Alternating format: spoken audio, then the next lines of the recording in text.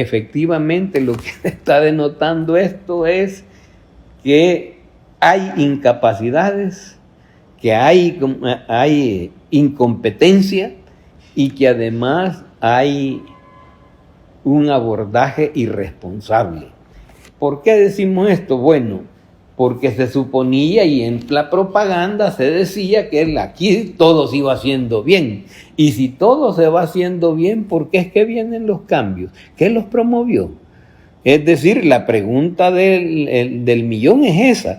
Si, así como han estado diciendo y que están gastando un gran dineral en este país donde el presupuesto tiene tantas limitaciones, se está gastando un gran dineral en pura propaganda, en publicidad, diciendo que hoy por primera vez se está haciendo las cosas bien y si eso es así, porque han tenido que hacer las destituciones correspondientes, que ni les han llamado destituciones y ni siquiera han nombrado a estos otros funcionarios de manera permanente, sino que le llaman funcionarios interinos. ¿Y desde cuándo los jefes son interinos? Es que interino quiere decir es una plaza, que la plaza es permanente, pero la persona debe de estar a prueba. Pero ¿es permanente la plaza de ministro o de viceministro? Para el funcionario que lo ocupa, no, esos duran mientras dure la administración, y una vez pasan las administraciones, todos esos van para afuera. Entonces, ¿cómo es que hoy son interinos? Eso lo que denota es incompetencia e incapacidad, y hay que preguntarse cómo está el agro. Y si usted observa las cosas, mire, está claro que a estas alturas el agro va cada vez en una declive tal que vamos a entrar peligrosamente en una situación de garantía alimentaria nacional, fruto del mal abordaje, porque lo que se está haciendo es estimulando en las importaciones, poniendo en dificultades. Ya los productores nacionales tienen dificultades con los precios que tienen los insumos, ¿verdad? Y esto genera un ambiente de preocupación, pero no es solo eso, ¿verdad? Sino que sobre eso les ponen que están adquiriendo maíz, adquiriendo todo en el mercado internacional, particularmente en estos contratos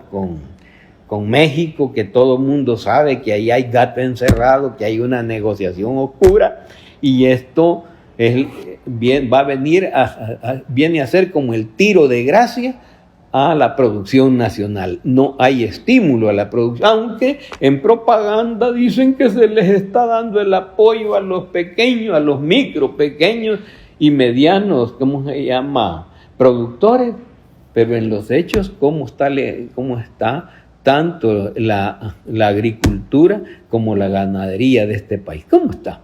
Es decir, está cada vez en picada. ¿Cuál es la situación de la producción cafetera? Entonces, el único parque cafetero que está funcionando es el que se estableció en los gobiernos del FMLN, pero hoy quieren hacerlos aparecer como que es en los de ellos. Es una farsa. Y entonces ahí es donde viene que uno dice, aquí la situación es grave y estamos ante el peligro de una crisis de garantía alimentaria para la sociedad. Es que eso es justamente una de las cosas que se superó en el pasado. Antes, ¿cómo se les llamaba? Se les decía juras, no se les decía agentes encubiertos, se les decía, ¿cómo se llama? La policía política. Eso es lo que está estableciendo. Y eso es grave.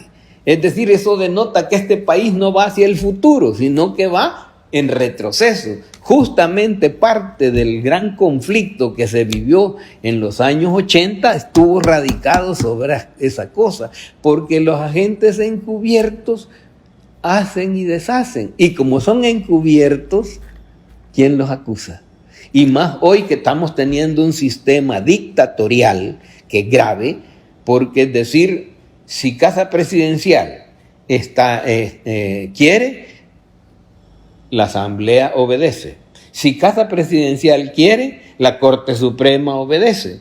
Porque si Casa Presidencial quiere, la Fiscalía obedece. Entonces, ¿y hoy ante quién va a recurrir el ciudadano frente a los abusos del Estado y particularmente de los agentes encubiertos? Esto entonces estamos regresando peligrosamente en un gran retroceso de 20 o 30 años de regreso, que podemos tener graves consecuencias y hay que plantearlo de una sola vez, y eso solo va a ser superado con la lucha de este pueblo, exigiendo el respeto a sus derechos, a los derechos ciudadanos, a los derechos civiles, a los derechos políticos que tiene todo ciudadano de este país. Mire, la oposición, siempre se puede ser oposición, que sea pequeño. La cosa es que se planteen las soluciones a los problemas nacionales. Ahora, de la bancada, si justamente de la bancada oficialista, si justamente no se están resolviendo las cosas que se deben resolver en este país, es porque no se tiene disposición. ¿Quién les impide que tomen decisiones? Tienen la mayoría simple, la mayoría calificada y la mayoría absoluta. Ya en forma conjunta con las otras pequeñas fuerzas, los partidos taxi que están ahí, con esos forman la mayoría absoluta. Entonces, ¿quién les impide que tomen decisiones?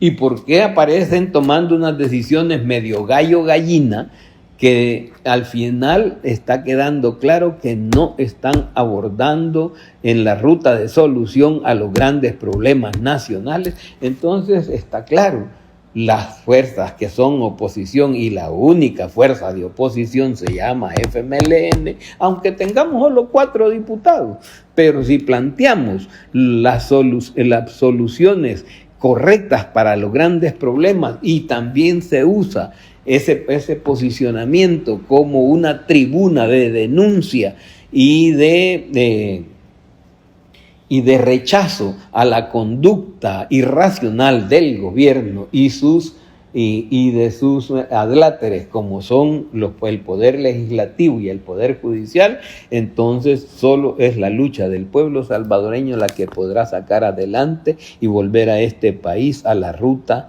de una sociedad más justa, democrática.